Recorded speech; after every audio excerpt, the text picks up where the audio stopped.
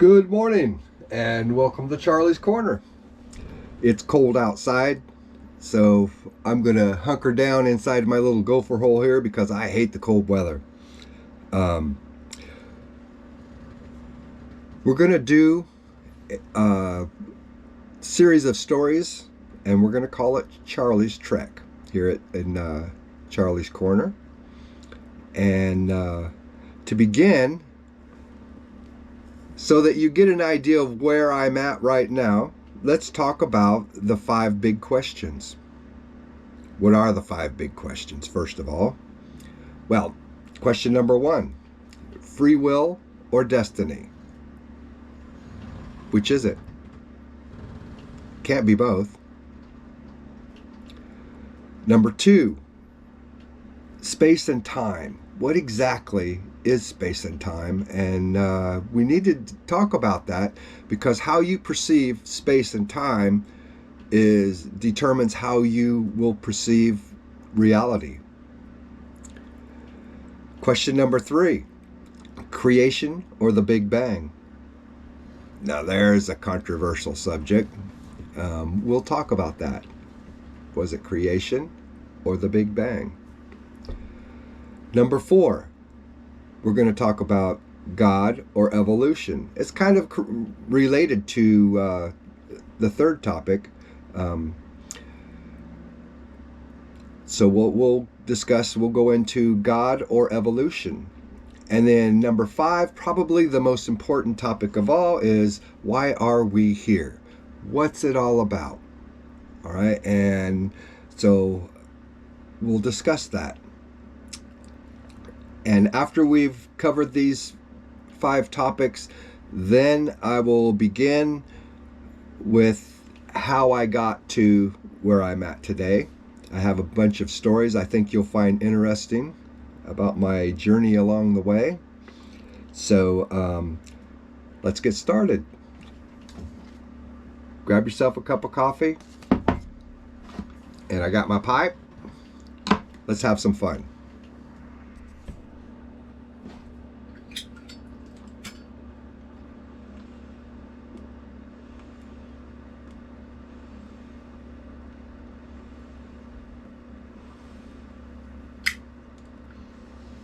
Okay, let's talk about fate or free will.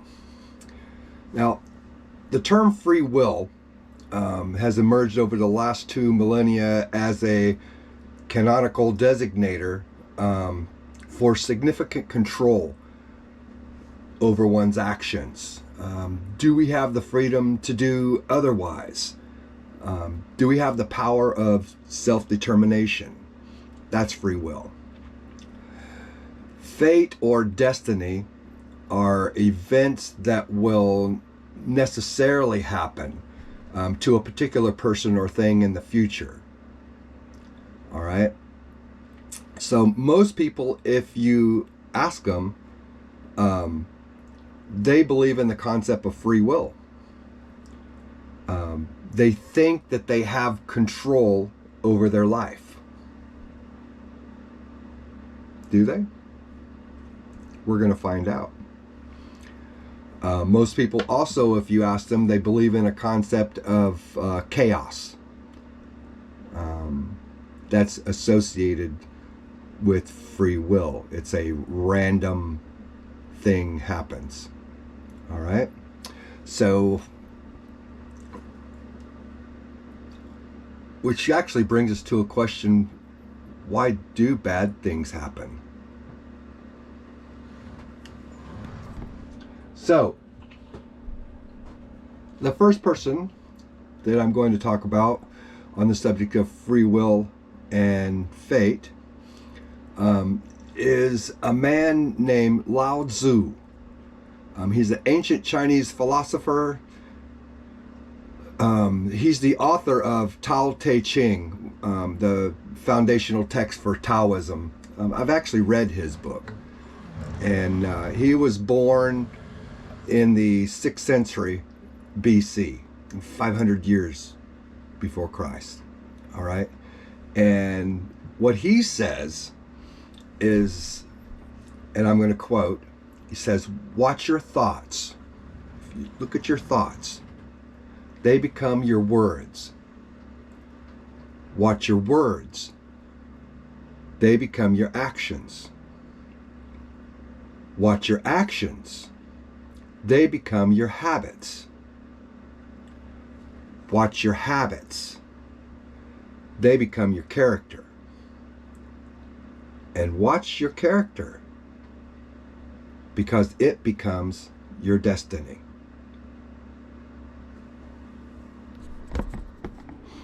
This is Lao Tzu, Chinese ancient philosopher, about 500 BC. He's the one that wrote the text that's for Taoism, which is another kind of Chinese religion. As Confucianism and Buddhism, there's Taoism. Bruce Lee was actually a big follower of Taoism. So, on with the next one. That brings us to the next person that I'm going to talk about, and that's Isaac Newton.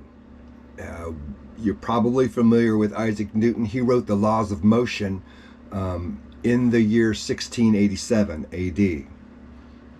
His third law of motion states, for every action or force in nature, there's an equal and opposite reaction. All right. So now we move on to the next person that I'm going to talk about. Oh, wait a minute. Before we move on, let me show you. This is Sir Isaac Newton. About 1687. I think the religious establishment back at his time actually wanted to kill him for heresy and his the things that he was coming up with. But this is him. He's most associated with the apple falling out of the tree and his thoughts on gravity. So, Sir Isaac Newton. Now we'll move on to the next guy. So now we move up to Edward Lorenz. Edward Lorenz in 1961, he described a concept known as the butterfly effect. You might be familiar with this. I'll give you an example. Back in 1979, I decided I was going to take scuba diving lessons. All right.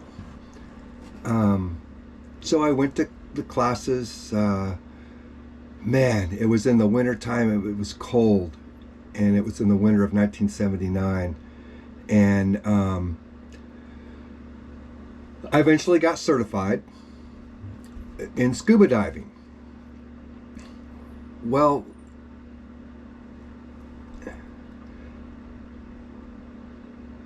that sort of got me thinking about the Navy and being a Navy diver, and greatly influenced me to join the Navy. And I joined the Navy in the following year in 1980.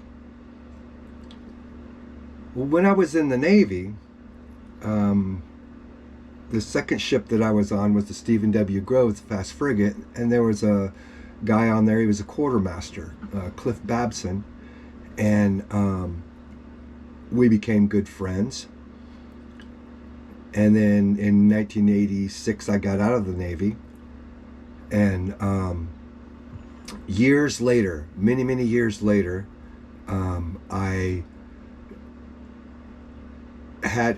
he was a friend on my Facebook, and he made a post on his Facebook page. Well, I commented on it, and there was another friend of Cliff. Her name was Patty Demarest, and she made a comment on the same post.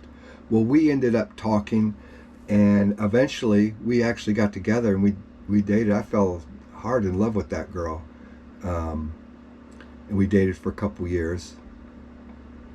Ended up breaking up. But here's the moral of the story. If I had not taken scuba lessons in 1979 over in Gresham, Oregon, would I have met Patty Demarest in St. Augustine, Florida in 2014. Think about it. An action causes something else to happen, which causes something else to happen, which causes something else to happen, which causes something else to happen. If that initial thing hadn't happened, would this thing down here have happened? The butterfly effect. This is Edward Lorenz. In 1961, he came up with the concept of the butterfly effect, which is, there's a couple movies out now called Butterfly Effect, but that concept's well known today. And that brings us to Yuri Bronfenbrenner. Sorry about that. He's Yuri Bronfenbrenner. In the 1990s, he came up with an ecological model that was associated with human mental development. What that comes down to, what he was talking about was that there's you, and then you have the immediate family around you, right? Your brothers and sisters, your mom and dad. Then you have the extended family out from that, grandmas, grandpas, aunts, uncles. Then you have your community, your schools, your town you live in, the cultural pressure that you get within the community. And then it goes outline to maybe the country that you live in, like America, how Americans have a certain way of thinking and a certain culture that causes them to think a certain way. All right. And these influences can determine not only what decisions you make and how you make them, but even what decisions will come to mind. Because there's going to be choices that you can make in free will. You won't even think of these things. All right? But there's still possibilities. You're only going to think of a certain limited amount of choices.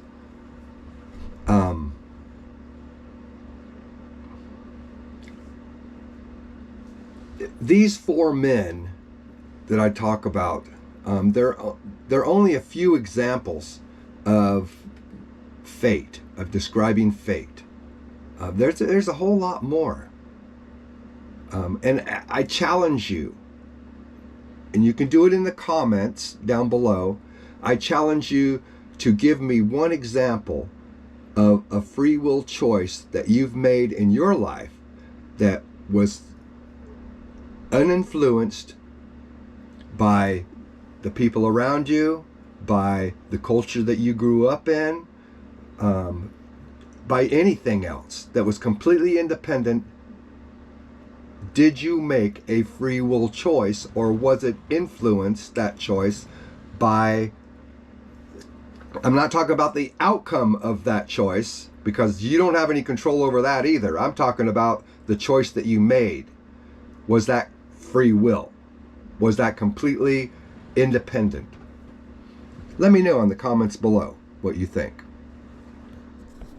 And this is Yuri Bronfenbrenner. Back in the 90s, during the 90s, he came up with, he's a psychologist, and he came up with this concept about environmental influence and how the different layers, like an onion, of the people around you and how they influence who you are and decisions you make, and it's actually quite popular. And if you read about his theory, it actually makes a whole lot of sense.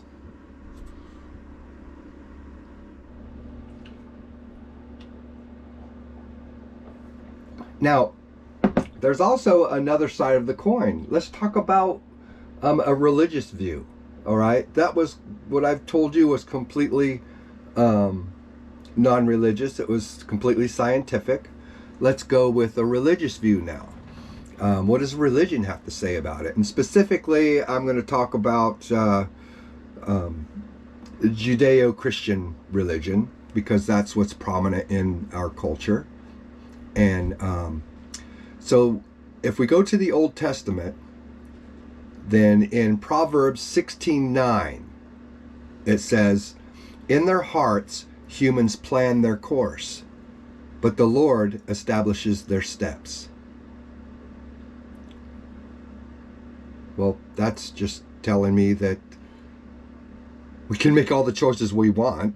Doesn't matter what we choose, the Lord establishes those steps. Okay? There's a thing in the Judeo-Christian religion that we call God's plan. If you believe in God's plan, you can't believe in free will. And I'll explain that in a second here, how it gets kind of tricky here. There's either God's plan or there's free will. All right? Either things go according to God's plan or they go according, you determine how things go. All right? And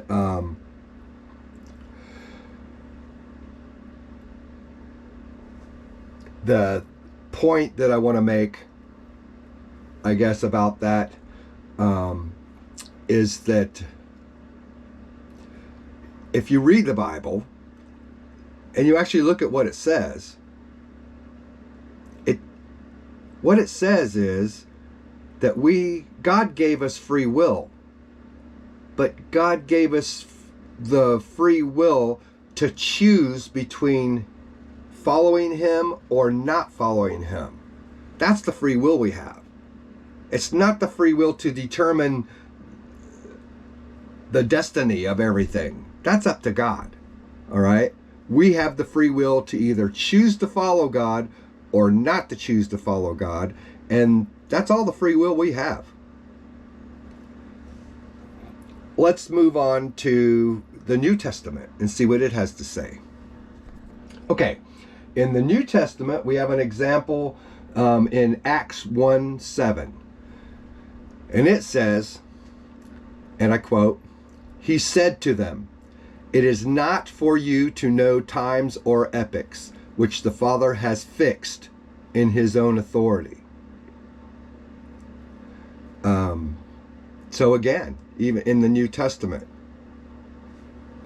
God has a plan.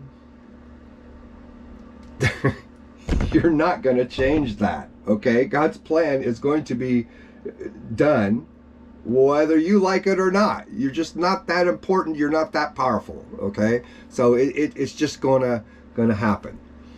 So back to the question of why do bad things happen then? If there's like God, why do bad things happen? I'll tell a short story here. There was a pastor, and you may have heard this story actually. There's a pastor, he goes into the barber shop. He's getting his hair cut, he's getting all cleaned up, the barber's giving him a shave, and he starts talking about God, of course, because like he's the pastor. And the barber says to him, "There is no God. I don't believe in God." And pastor says, "Really? Well, why do you think that?" And he says, "Well, because bad things happen. And if there was a God, then bad things wouldn't happen." And so the barber gets done, giving the pastor his haircut and his shave and cleaning him all up and everything. And the pastor pays him and says, "Thank you very much," and goes out the door. Once he gets out the door, he goes down the road a little bit and he sees this homeless guy. This guy's just like a long, scraggly, dirty hair and big beard and just all dirty and hanging out on the road. And he goes up to the homeless guy and he says, "Excuse me, sir, can you come with me just a minute?" And the homeless guy does it, goes with the pastor. So the pastor takes him back in the barber shop. And the pastor says to the barber, "Why, when there's barbers, if there's such a thing as barbers, then why is this man so unclean with straggly hair, beard, all dirty? Why is he in this shape?" And the barber says, well, because he didn't come in here and see me. And the pastor says, exactly. So you get it?